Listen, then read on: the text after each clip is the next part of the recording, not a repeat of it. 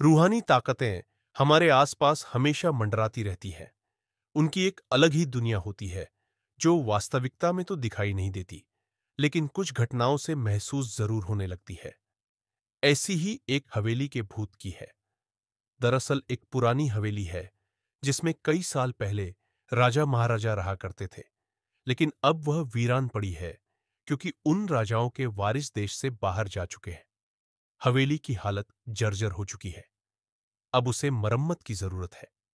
इसके लिए शासन के नोटिस के अनुसार संपत्ति के मालिक को सूचित किया जाता है। कुछ दिनों में पूर्व राजाओं के वारिस में से एक लड़की हवेली में अपने बच्चे के साथ दाखिल होती है, जो कि उस जमाने के राजा के नाती की लड़की थी। उसका नाम उर्मिला थास। उसके पति की कार एक्सीडेंट में मौत हो चुकी थी। अब वह विधवा हो चुकी थी, लेकिन उसके पास उसका एक बेटा है जो 8 वर्ष का है, और वह भी अपनी मां के साथ हवेली आया था। हवेली बहुत विशाल थी, इसलिए उसकी साफ सफाई के लिए कई मजदूर बुलाए गए, जिन्हें चप्पे चप्पे की सफाई करने का ठेका दिया गया। किसी को नहीं पता कि हवेली के कोने कोने में कितने खूनी रहस्य छुपे हुए हैं। उर्मिला के आने के बाद हवेली की हवा रूहानी होने लगती है। ऐसा लग रहा था मानो कोई वर्षों से इंतजार कर रहा था इस हवेली के वारिस का। एक रात उर्मिला अपने कमरे में अपने बच्चे के साथ सो रही थी। अचानक उसकी खिड़की से एक पक्षी टकराकर मर जाता है। यह घटना अपने आप में असामान्य थी। पक्षी टकराते ही उर्मिला की नींद खुल जाती है, और जब वह लाइट जलाकर देखती है तो डर से चीखने लगती है, क्योंकि उस कमरे की खिड़की से एक पक्षी फंसा हुआ था और उसके शरीर से खून की बूंदें फर्श पर गिर रही थी। नजारा इतना भयावह था कि वह अपने बच्चे को उठाना नहीं चाहती थी, लेकिन उर्मिला हिम्मत करके उस पक्षी को खिड़की से बाहर फेंक देती है। लेकिन इसके बाद उसे रात भर नींद नहीं आती और वह सुबह तक जागती रहती है। दरअसल वह जानना चाहती है कि यह किसी की शरारत तो नहीं। सुबह होते ही वह अपने यहां काम कर रहे मजदूरों से जाकर कहती है कि इन रात को मेरे कमरे की खिड़की पर कोई पक्षी आकर टकराया था और तुरंत मर गया। क्या तुम लोगों में से किसी ने यह हरकत की है?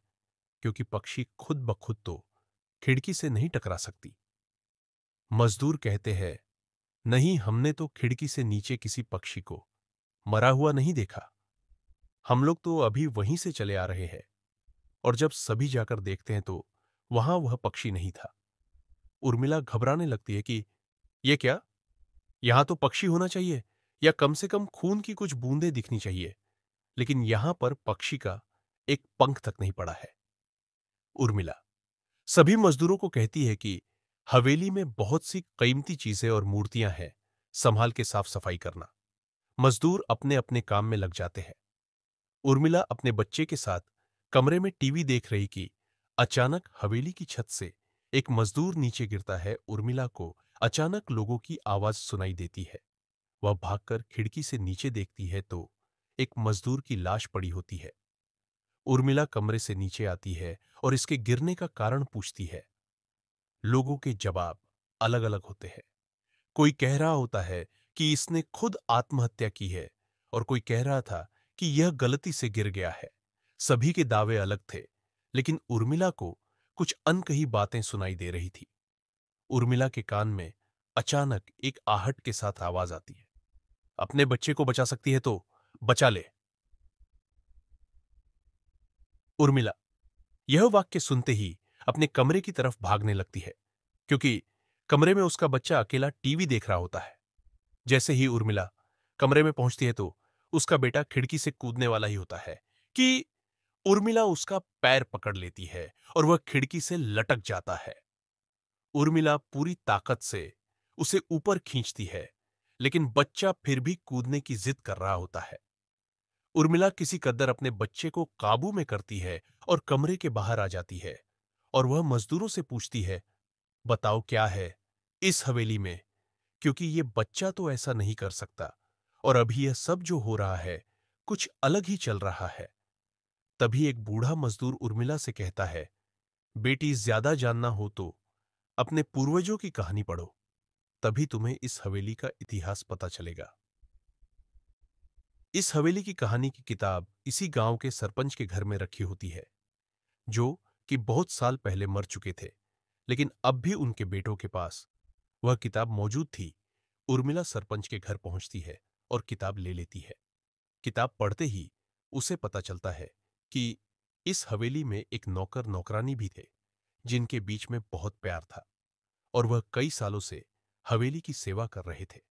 लेकिन एक बार रानी के शाही गहने चोरी हो गए और उसके शंका में राजा ने नौकरानी को चोरी की सजा दी और उसे जिंदा दफना दिया गया।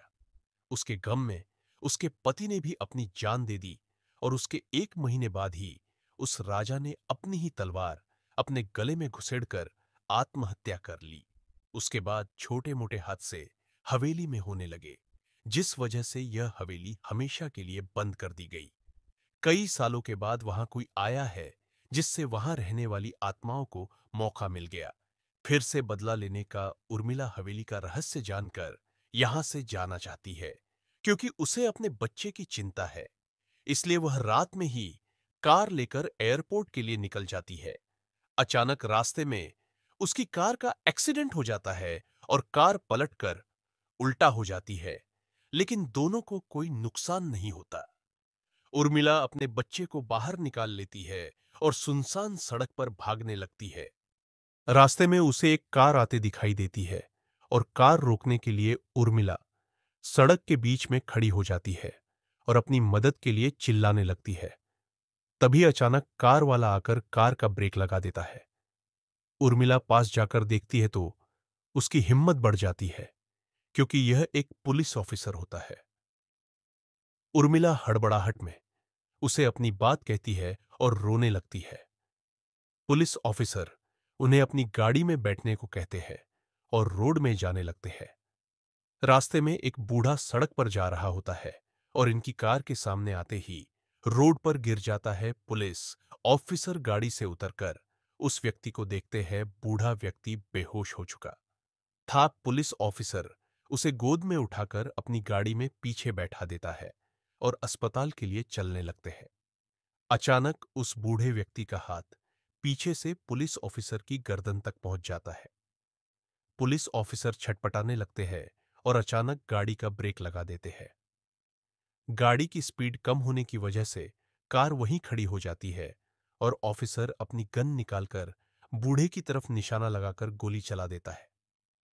बूढ़े की सर में गोली लगने से भी उसकी जान नहीं जाती है। महिला और पुलिस ऑफिसर दोनों समझ चुके थे कि यह कोई भूत है। भूत को देखते ही उर्मिला अपने बच्चों को लेकर बाहर निकल जाती है और इसी बीच पुलिस ऑफिसर भूत की पकड़ से अपने आप को छुड़ाने में कामयाब हो जाते हैं। पुलिस ऑफिसर के बाहर निकलते ही तीनों बाहर रोड से भागने लगते हैं और कुछ देर भागते हुए उन्हें सड़क के किनारे जगमगाती लाइट्स दिखाई देती है। पुलिस ऑफिसर उर्मिला से कहते हैं कि मैडम, यह एयरपोर्ट है, जल्दी चलिए। उर्मिला अपने बच्चों को लेकर एयरपोर्ट के अंदर पहुंच जाती है। एयरपोर्ट पहुंचते ही उर्मिला की जान में जान आ जाती है, क्योंकि पुलिस ऑफिसर की बहादुरी की वजह से उसके बच्चे की जान बच गई थी।